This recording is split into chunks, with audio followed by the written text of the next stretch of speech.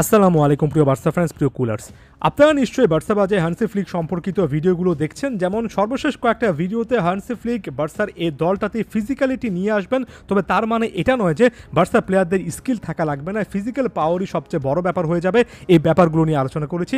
এবার এই জিনিসটাকে একটু পেছনে নিয়ে যেতে চাই, অন্য একটা ব্যাপার নিয়ে আলোচনা করতে চাই। একটা সাইকোলজিক্যাল কিংবা মেন্টাল ফ্যাক্টর, মনস্তাত্ত্বিক একটা ব্যাপার এই জিনিসটা হতে পারে। যেমন বার্সা কেন্দ্রিক একটা ওয়েবসাইটে এই জিনিসটা দেখলাম, যেখানে হান্সি ফ্লিককে বার্সার কোচ হিসেবে নিয়োগ দেওয়াটাকে একটা কালচার শক বলা হচ্ছে, এবং বার্সার জন্য এই জিনিসটা একেবারে এই মুহূর্তে অর্থাৎ রাইট নাও অনেকটুকু দরকার ছিল এমন জিনিস বলা হচ্ছে। এখন আমি আলাদা করে কালচার শক এই ওয়ার্ডগুলোতে একটু ফোকাস করতে চাই, এবং আমার কাছে মনে হয় খুবই পারফেক্টলি সেইড একটা টাইটেল এটা। আসলে বার্সার এই কালচার শকটা দরকার ছিল। কালচার শক বলতে কি বোঝাচ্ছি, অনেক সময় আমরা একটা দেশ থেকে অন্য একটা দেশে গেলে অন্য একটা দেশের কিছু নিয়মকানুন দেখলে যখন অনেক বেশি করে অবাক লাগে, অর্থাৎ নিজের দেশের সঙ্গে মিল খুঁজে পাই না, তখন সেটাকে লুজলি কালচার শক হিসেবে টার্ম করা হয়। অর্থাৎ আরও যদি স্ট্রেট ফরওয়ার্ড ফুটবলীয় দৃষ্টিকোণ থেকে বলি, বার্সাকে এমন কয়েকটা জিনিসে নিজেদেরকে মানিয়ে নিতে হবে যেটা এর আগে বার্সাতে দেখা যায়নি, যেটা শুরুর দিকে অনেকটুকু অ্যান্টি বার্সা স্টাইল বলে মনে হতে পারে, একটা শকিং ফ্যাক্টর বলে মনে হতে পারে, তবে দিন শেষে এটা বার্সার জন্য অনেক উপকারী হবে।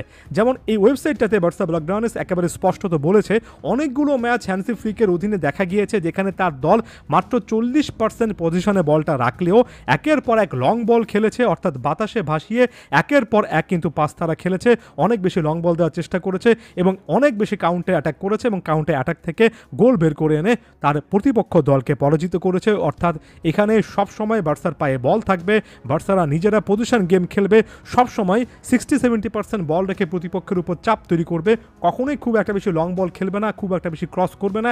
এমন টাইপের জিনিস যেগুলো এতদিন ধরে বার্সার সমর্থক শব্দ হয়ে দাঁড়িয়েছে, সেখান থেকে বের হয়ে আসতে হবে।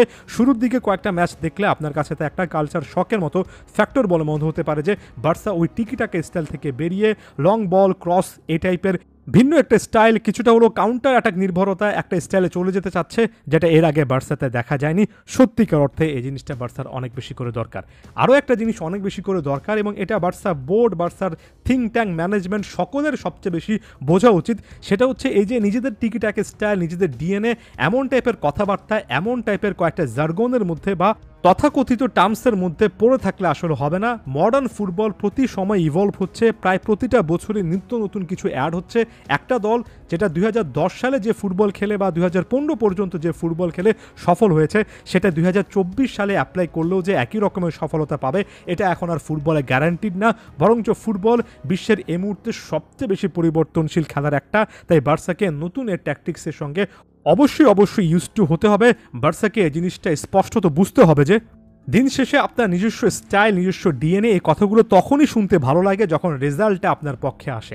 একটাবার চিন্তা করে দেখুন, যখন মেসি, আন্দ্রেস ইনিয়েস্তা কিংবা এই বুস্কেটস, জাভির মতো প্লেয়াররা বার্সাতে একের পর এক ট্রফি এনেছেন, তখন বার্সার টিকি টাকা, ছোট ছোট পাসের এই ফুটবল, এগুলো শুনতে অনেক বেশি করে ভালো লাগতো। এর পেছনে সবচেয়ে বড় কারণ ছিল তারা সেই স্টাইলে প্রথমত খেলতে পারতেন, এবং খুব সম্ভবত সবচেয়ে দরকারিভাবে তারা একের পর এক ট্রফি জয় করতে পারতেন।